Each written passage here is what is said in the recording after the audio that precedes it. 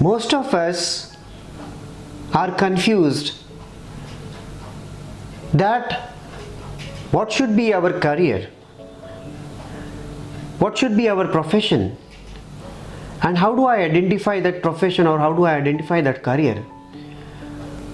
काफ़ी लोग कंफ्यूज होते हैं कि हम किस प्रोफेशन में जाना चाहिए, किस करियर में जाना चाहिए। तो ये चीज़ आइडेंटिफाई करने के लिए आपको आपका पैशन आइडेंटिफाई करना पड़ेगा। पैशन मतलब एक ऐसी कौन सी चीज़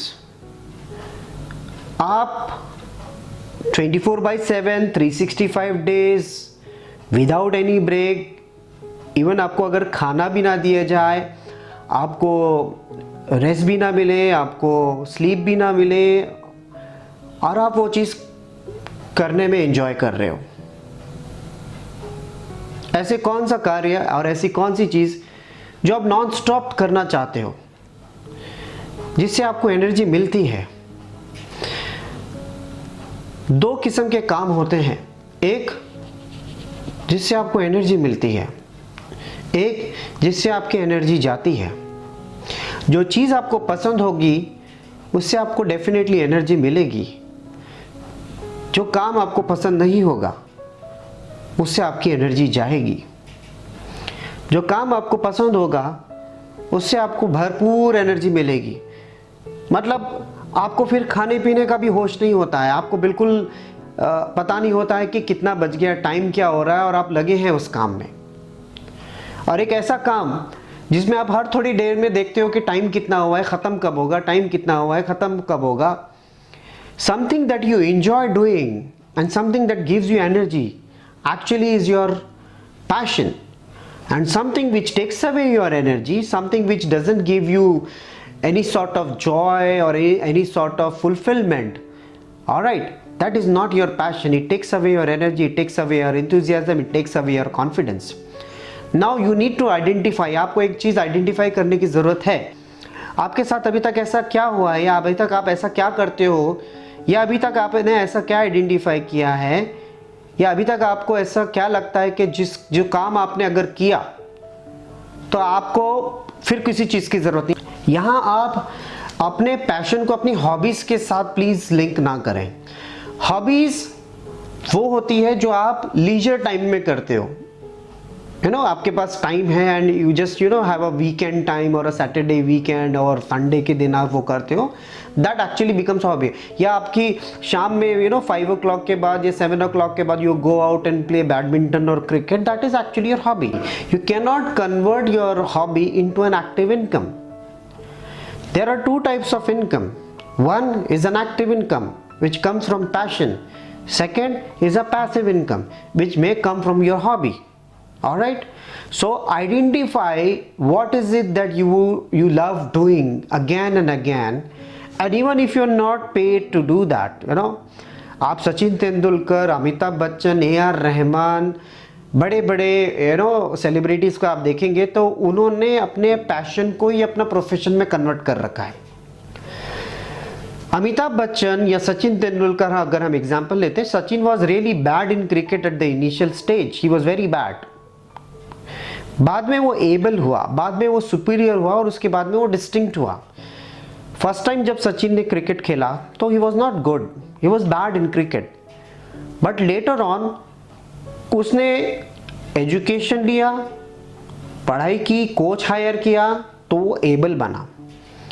थोड़े समय बाद वो सुपीरियर बना, कोचिंग की, एजुकेशन लिया, अपनी गलतियों से सीखा, तो वो सुपीरियर बना, और फिर कुछ समय के बाद में वो डिस्टिंक्ट बना। बैड, एबल, सुपीरियर और डिस्टिंक्ट, ये 4 प्रोसेसेस है। बैड मतलब ऑर्डिनरी, एबल मतलब बेहतर, ऑर्डिनरी से बेहतर, सुपीरियर मतलब लीडर, सब कर रहे हैं लेकिन ये थोड़ा और अच्छा करता है, और डिस्टिंक्ट मतलब जो ये कर सकता है वो कोई नहीं कर सकता। सो बैड से एबल, एबल से सुपीरियर, सुपीरियर से डिस्टिंक्ट की एक जर्नी होती है, और इस जर्नी को तय करने के लिए आपको 10 years या 10,000 आवर्स लगते हैं। इस जर्नी में आपको डूज एंड डोंट समझने होते हैं।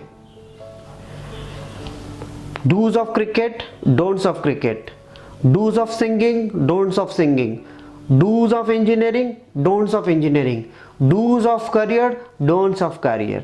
Alright, now you really need to understand, आपके पास 10,000 घंटे या 10 साल नहीं है, लेकिन हम किसी एक पैशन को अपने प्रोफेशन में कन्वर्ट करने के लिए डोंट्स के बजाय डूज आइडेंटिफाई कर सकते हैं। डूज कैसे आइडेंटिफाई करना है?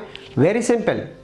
लेट्स से आपको एक बहुत अच्छा क्रिकेटर बनना है, या एक प्रोग्रामर बनना है, या एक सिंगर बनना है, या एक म्यूजिशियन बनना है।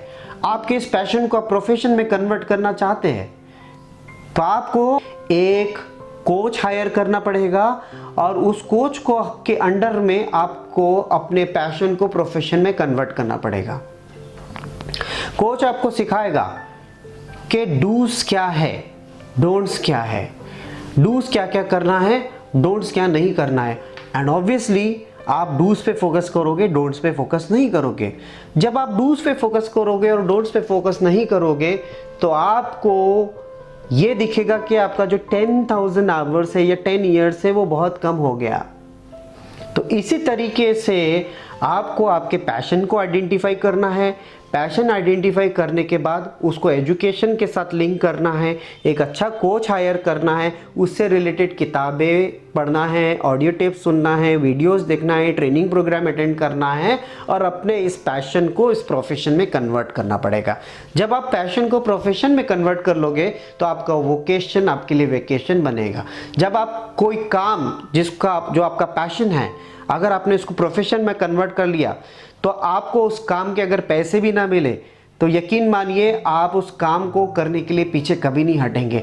24/7 काम करेंगे, 365 डेज लगा देंगे, जान लगा देंगे, जीवन लगा देंगे, हर चीज़ लगा देंगे उस पैशन के लिए, क्योंकि आपको वो काम करने में मज़ा आता है।